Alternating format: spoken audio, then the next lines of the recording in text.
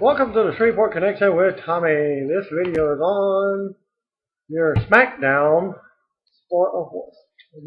spoilers, Superstar spoilers, main event spoilers, anything else that spoils your day. Well, and off we go with a wobbly under with some news. WWE legend The Undertaker had minor knee surgery prior to his WrestleMania 29 match. CM Punk, as reported earlier in some of my videos, like about a month or so ago, and also exclusively on ProWrestling.net on their weekly audio show as well. The injury was described as a simple cleanup. Taker had underwent shoulder, hip, and knee surgeries in recent years, which made his WrestleMania match performances all the more amazing. Now, SmackDown tapings took place earlier tonight in Knoxville, Tennessee at the Thompson Bowling Arena. The advertised main event for Friday's TV show is Randy Orton and Sheamus versus Big Show and Mark Henry in tag team action. The dark main event for SmackDown taping is Sheamus, Randy Orton, and Alberto Del Rio versus Jack Swagger, Big Show, and Mark Henry in a six-man action. And then we got Chikara Pro Wrestling has its first date in Minneapolis, Minnesota, listed for August the 25th. The venue is not listed at this time. The group will be in Minot, North Dakota, and Sioux Falls, South Dakota, on Friday and Saturday leading up to the Minneapolis date. For more details about upcoming Chikara events, visit ChikaraPro.com. WWE Hall of Famer George the Animal Steele, a.k.a. William Myers, turned 76 years old. He was born April 16, 1937. Happy birthday, George. Here's hoping the icing on his birthday cake makes his tone greener, just for old time's sake. WWE Raw Authority figure Vicky Guerrero turned 45 years old. She was born on April 16, 1968. The same age as I am. I don't turn 45 until October. Former WWE wrestler Paul London is 33 today. He was born April 16, 1980. But by the time y'all view the videos, will be the 17th. WWE and ABC Family have started production on their original movie, Christmas Bounty, that features The Miz. As I've been saying for the last 2 weeks, that's the movie The Miz is on, and thus why he won the title and lost the title against Wade Barrett. And you can read a recent press release on the movie at zaptoit.com. Thanks to .net reader Juan Mariscal. Oakland Athletics outfielder Josh Reddick continues to use Daniel Bryan's theme song when he comes to the plate. Thanks to .net reader Darren Persick. Notes that the Detroit Tigers broadcast team spoke about Reddick, his beard, and his little wrestling buddy when the teams played on Friday night. I wonder if they both have nests in their beard. I thought I saw a bird fly out of it last week with Daniel Bryan's. And there are no pro wrestling shows listed for ESPN Classic on Tuesday night. Fast and Furious 7 will be released July 11th, 2014. According to Deadline.com, thanks to .net reader Adam LeBeau. The Rock will be back along with stars Vin Diesel, Paul Walker. Rock joined the franchise as Luke Hobbs for Fast 5. The sixth installment opens May 24th and is currently in post-production. And now for your spoilers, thanks to Jonathan Pitt, who attended the Raw event from Greenville, South Carolina, and posted the following report on the Superstars taping. Natalya defeated Tamina Snuka in match number 1. Don't say how. Match number 2, Brodus Clay and Sweet Tea defeated Epico and Primo.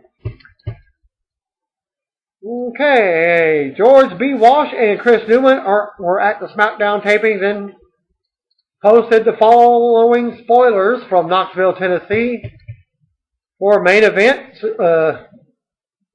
And your they said a video appeared on Titantron and played the theme from WrestleMania 29. There were mixed reactions for John Cena and The Rock when they were shown on the Titantron. And your dark match prior to the show starts, Alicia Fox defeated Oksana. First match of the night for main event is a Divas match. Not much reaction for either superstar. A basic Divas match in about 2 or 3 minutes. I don't think the reporter even knows what he's talking about because he said dark match.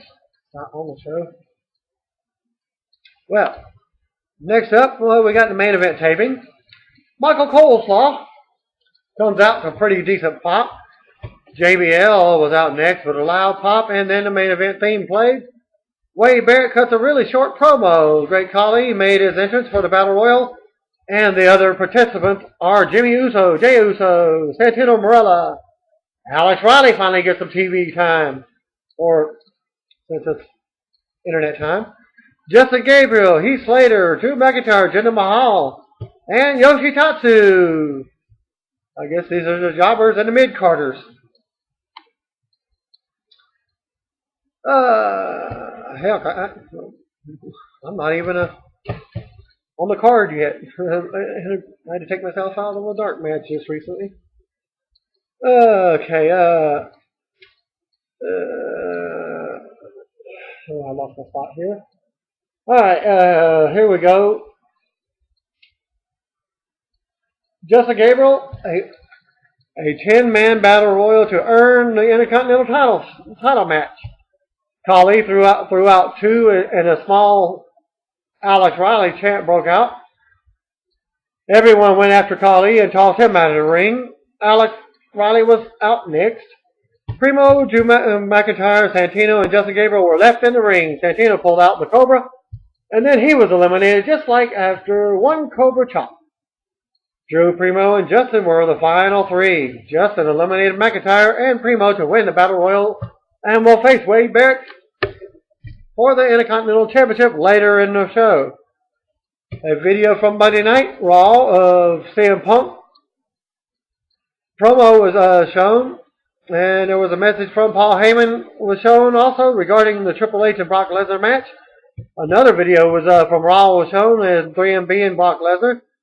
Wade Barrett was then interviewed backstage about his match. He came out to a half-decent pop, mixed with a few boos here and there. Justin Gabriel was out next with a few cheers, and it seemed like most fans were not interested. Match number 2, Wade Barrett defeated Justin Gabriel to retain the Intercontinental title. Scott Armstrong was the official for the match. A pretty decent match, but the crowd was dead at times. The momentum picked up, and the crowd got into it. Wade Barrett won by pinfall. It was a decent match for a main event. Michael Coleslaw went going ape shit on the commentary from what George said, but he couldn't make out what he was saying. A chant for JBL went through the arena, and JBL acknowledged it from his broadcast chair. A video of Mick Foley played as the crew set up for the next taping. And here's the results for that. George B. Walsh and Chris Newman, again, sending in the updates for Saturday Morning Slam. Josh Matthews and Brad Maddox came out. No, that's not Brad. Kuzo Maddox. From TEW. There was a thank you to the National Guard and a USA chant throughout the crowd. Match number 1, Jey Uso defeated Darren Young by disqualification when Titus O'Neil interfered. Mick Foley came out and made a tag team match between the Usos and the Primetime Players. Match number 2, the Usos defeated the Primetime Players. A fan rubbed his hand across Darren Young's head. That must have been funny. Arena security, not WWE security, got onto the fan for putting his hand on the superstar. Another decent tag team match. And the crews changed out the ring apron again for a mat for SmackDown tapings. Honors. Now, what happens when a wrestler comes out and slaps hands with the fans? Shouldn't they be reprimanded? George B. Walsh and Chris Newman were also at the SmackDown tapings and posted the following with their combined report, weighing it at Internet. whatever they are. Michael Cole and JBL come out for commentary. Lillian Garcia came out to serve as the ring announcer. The Fandango set lowered onto the stage, and in the ring, Fandango's music played, and the crowd went wild. I guess I didn't say his name right, so I hear him in the background. Fandango!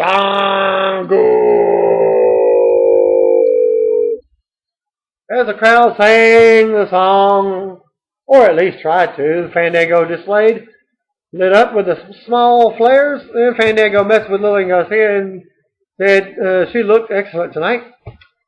Lillian looked like she was ready to puke, and Fandango told her that she was terrible when trying to Fandango.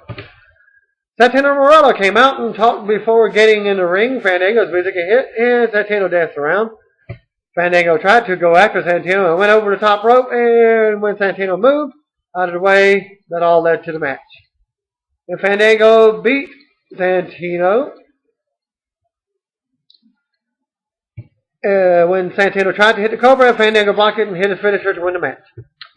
Fandango got on the mat and said, "It's Fandango." A pretty quick match for the first match of SmackDown.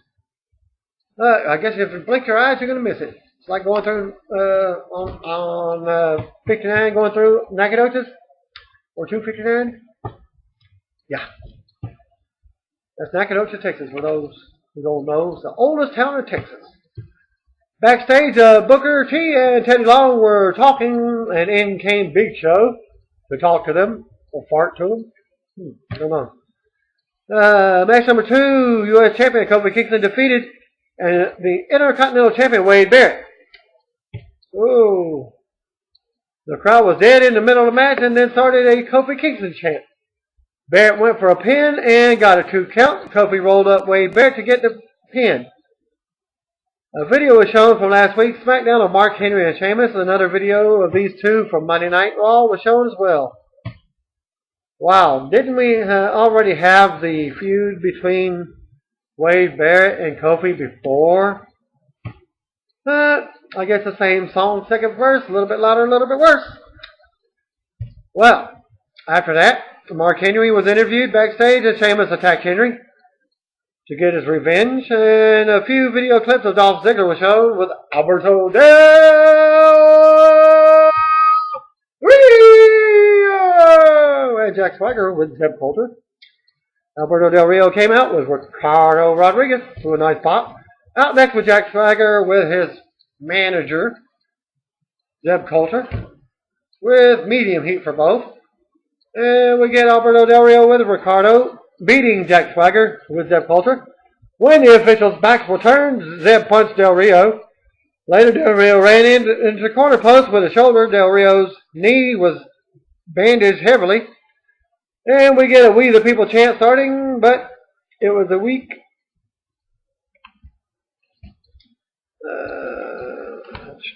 I lost my spot.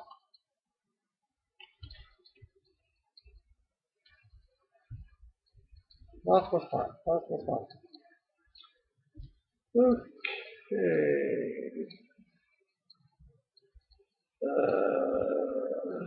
Almost there. Got it back. Okay. We got a We the People chant started, but it was weak while Del Rio chant got momentum.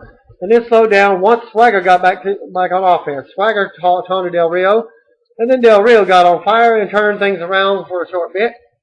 There were several near falls throughout the match. Swagger applied the Patriot Lock, and Del Rio made it to the ropes for the break. Del Rio ended up winning by pinfall. A very good match as it went on.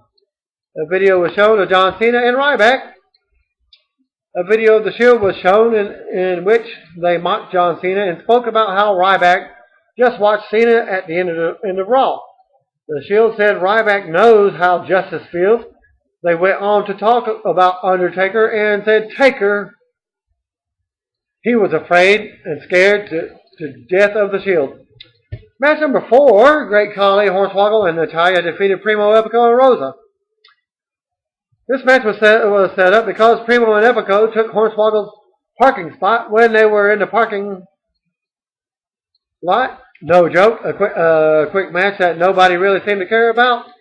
Natty, Ray Cully, and Horny danced in the ring after the match. A video of CM Punk from Raw was shown. Then the crew messed with the aprons and the mat again. A video of Brock Lesnar and Paul Heyman's challenge issued. Segment from Raw was shown. SmackDown returns to Knoxville on November 19th, 2013. The pre-sale password is Knoxville, and it starts tonight online. Box office from KnoxvilleTickets.com. Triple H will respond to Brock Lesnar on Monday's WWE Raw TV show. Match number 5, Big Show and Mark Henry defeated Sheamus and Randy Orton. A decent pop for show. Orton came out and the place went wild for him. Next out was Sheamus, and the place was even louder pop for the Great White.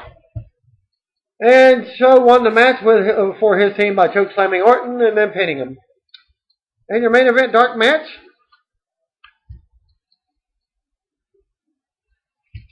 The Shield came out and attacked Orton and Sheamus. The Shield was in control at the start, and Triple H's music played, and the crowd erupted for the biggest pop of the night. Triple H had a black cast on his left arm. Sheamus performed a road kick when there was a distraction from Triple H. And he got the road kick on Roman Reigns. Orton set up the RKO on Reigns, which was followed by the pedigree by Triple H. The Shield retreated. Triple H's music played to send everybody home happy. George's notes on the program. He was at ringside. He got a fist bump from Orton and a high five from Triple H and Sheamus. A very good live show. And he said he'll have to watch Friday night and see what commentary has said during the matches. Triple H, Orton, and Sheamus posed for photos and high fives with other fans.